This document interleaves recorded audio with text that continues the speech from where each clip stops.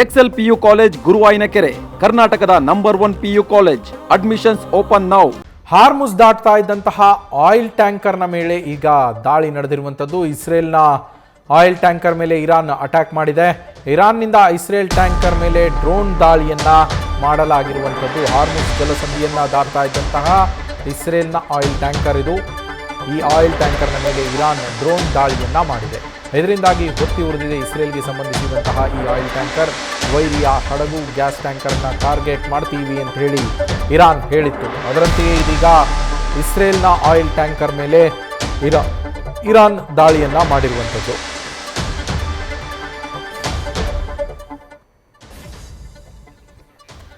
ನಮ್ಮ special correspondent Chandramohan phone ಸಂಪರ್ಕದಲ್ಲಿದ್ದಾರೆ.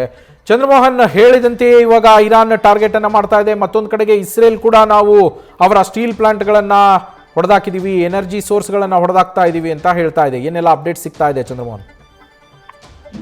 ಹೌದು ನವೀನ್, ಈಗ ಇನ್ನೂ ಕೂಡ ಇಸ್ರೇಲ್ ಮತ್ತು ಇರಾನ್ ನಡುವಿನ ಯುದ್ಧ ಮುಂದುವರೆದಿದೆ. ಈಗ ವರ್ಮಜ್ ಜಲಸಂಧಿಯನ್ನ ಇರಾನ್ ಬಂದ್ ಮಾಡಿತ್ತು. ವರ್ಮಜ್ ಜಲಸಂಧಿಯ ಮೂಲಕ ನಮ್ಮ ವೈರಿ ರಾಷ್ಟ್ರಗಳಾದಂಥ ಅಮೆರಿಕ ಮತ್ತು ಇಸ್ರೇಲ್ನ ತೈಲ ಟ್ಯಾಂಕರ್ಗಳು ಮತ್ತು ಗ್ಯಾಸ್ ಟ್ಯಾಂಕರ್ಗಳ ಸಂಚಾರಕ್ಕೆ ಅವಕಾಶವನ್ನ ಕೊಡೋದಿಲ್ಲ ಅಂತ ಹೇಳಿದ್ದು. ಒಂದು ವೇಳೆ ವೈರಿ ರಾಷ್ಟ್ರಗಳ ಹಡಗುಗಳು ಮತ್ತು ಗ್ಯಾಸ್ ಟ್ಯಾಂಕರ್ಗಳು ಬಂದ್ರೆ ಅವುಗಳಿಗೆ ಮೇಲೆ ದಾಳಿ ನಡೆಸಿ ಬೆಂಕಿ ಹಚ್ಚುತ್ತೇವೆ ಅಂತ ಕೂಡ ಎಚ್ಚರಿಕೆಯನ್ನ ಕೊಟ್ಟಿತ್ತು.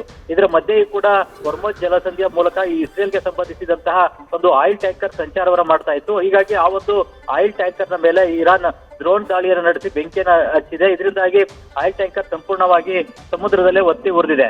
ಈಗ ಇದರಿಂದಾಗಿ ವೈರಿ ರಾಷ್ಟ್ರಗಳ ಆಯಿಲ್ ಟ್ಯಾಂಕರ್ ಮತ್ತು ಗ್ಯಾಸ್ ಟ್ಯಾಂಕರ್ಗಳಿಗೆ ಬೆಂಕಿ ಹಚ್ಚುವಂತಹ ಎಚ್ಚರಿಕೆಯನ್ನ ಈಗ ಇರಾನ್ ಕೂಡ ಕಾರ್ಯರೂಪಕ್ಕೆ ತಂದಿದೆ.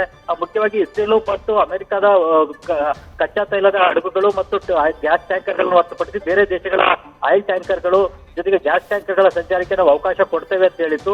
ಹಾಗಾಗಿ ಕೆಲವು ದೇಶಗಳ ಆಯಿಲ್ ಟ್ಯಾಂಕರ್ಗಳು ಮತ್ತು ಹಡಗುಗಳು ಗ್ಯಾಸ್ ಟ್ಯಾಂಕರ್ಗಳು ಸಂಚಾರವನ್ನು ವರ್ಮಜ್ ಜಲಸಂಧಿಯ ಮೂಲಕವೇ ಮಾಡ್ತಾ ಇವೆ. ಆದ್ರೆ ಇಸ್ರೇಲ್ ಮತ್ತು ಅಮೆರಿಕದ ಗ್ಯಾಸ್ ಟ್ಯಾಂಕರ್ಗಳಿಗೆ ಮತ್ತು ಆಯಿಲ್ ಟ್ಯಾಂಕರ್ಗಳಿಗೆ ಯಾವುದೇ ಅವಕಾಶವನ್ನು ವರ್ಮಜ್ ಜಲಸಂಧಿಯಲ್ಲಿ ಸಂಚಾರ ಮಾಡಲಿಕ್ಕೆ ಇರಾನ್ ಕೊಡ್ತಾ ಇಲ್ಲ. ಹೀಗಾಗಿ ಈಗ ಇಸ್ರೇಲ್ಗೆ ಸಂಬಂಧಿಸಿದಂತಹ ಈ ಆಯಿಲ್ ಟ್ಯಾಂಕರ್ಗೆ ಡ್ರೋನ್ ದಾಳಿ ನಡೆಸಿ ಬೆಂಕಿಯನ್ನ ಹಚ್ಚಿದೆ. Naveen, thank you Chandramohan. News first ನಿರ್ಭೀತಿಯಿಂದ ನಿಮ್ಮ ಪರವಾಗಿ.